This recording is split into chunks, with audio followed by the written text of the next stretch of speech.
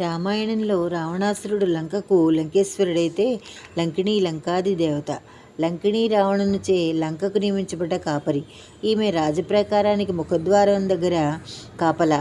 లంకిణి అనుమతి లేనిదే ఏ ప్రాణి కూడా లంకాపట్నము ప్రవేశింపజాలదు. ఈమెది ఒక గంభీరమైన ఆకారము. రత్నకాంతులే చీనాంబరముగా, కోష్టాగారాలే కర్ణాభరణాలుగా, యంత్రశాలలు స్తనాలుగా శోభించే లంకానగర నారీశిరోమణి లంకిణిని చూశాడు సూక్ష్మరూపుడు వానరుడు. వానరరూపుడు అయిన హనుమంతుడు లంకిణి అనుగ్రహంతో వానరరూపుడైన హనుమంతుడు లంకిణి ఆగ్రహంతో హనుమంతుని ముందుకు వచ్చింది. నీవెవరివి, ఇచ్చటికి ఎందుకు వచ్చితివి, నిజం చెప్పవలసిందని గద్దించి పలికింది. సూక్ష్మరూపంలో ఉన్న హనుమంతుడు తల ఎత్తి లంకిణిని చూశాడు. లంకిణి మళ్ళా ఓరి దశముఖుడైన రావణునిచే పరిపాలించబడుతున్న ఈ లంకాపురమునకు నేను అధిదేవతను. నా ఆజ్ఞ లేకుండా ఎవరినూ పురప్రవేశం సాహసించరు. నేను రావణుని ఆజ్ఞను శిరసావహించుచు ఈ లంకాపట్టణమును కాపాడుచున్నాను. నా ఆజ్ఞ లేక ప్రవేశించనుచో నన్ను రావణుని కూడా ధిక్కరించినట్లే. నన్ను ధిక్కరించి చాటుగానైనా నీవు ఈ పట్టణంలో ప్రవేశించినచో వెంటనే నీ ప్రాణములు పోగొట్టుకుందు అని గర్జించి చెప్పినది. హనుమంతుడు ఆలోచించి, ఓ అధిదేవత, రావణుని చేత పరిపాలించబడుచున్న ఈ దివ్యమైన లంకాపట్నం చూడవలనన్న కోరిక చిరకాలం నుండి ఉన్నది.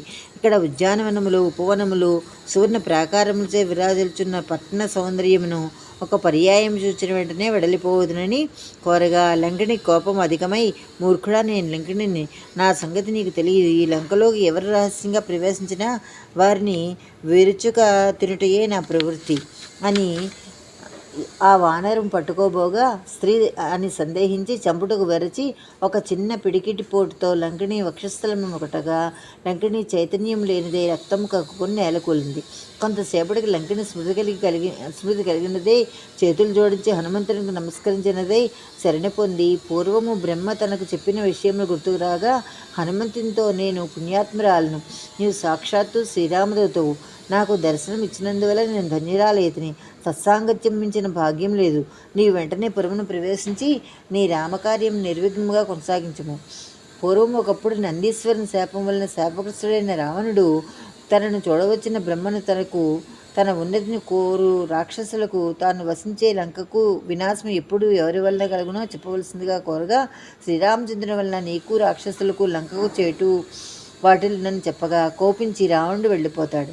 లంకిని బ్రహ్మకు నమస్కరించి తమరు చెప్పిన ఈ వినాశం కలగకుండా ఉండినట్లు చేయమని అడుగగా, బ్రహ్మ అప్పుడు లంకిని నిన్ను ఎప్పుడు ఈ ఒక శాఖామృగము జయించునో అప్పుడు మాత్రమే నిశ్చయంగా నీకు రాక్షసులకు మరియు రావణునికి వినాశం కలుగునని తెలిపిను. బ్రహ్మవాక్కు వేదవాక్కుగా సత్యమై వెలుగొందింది.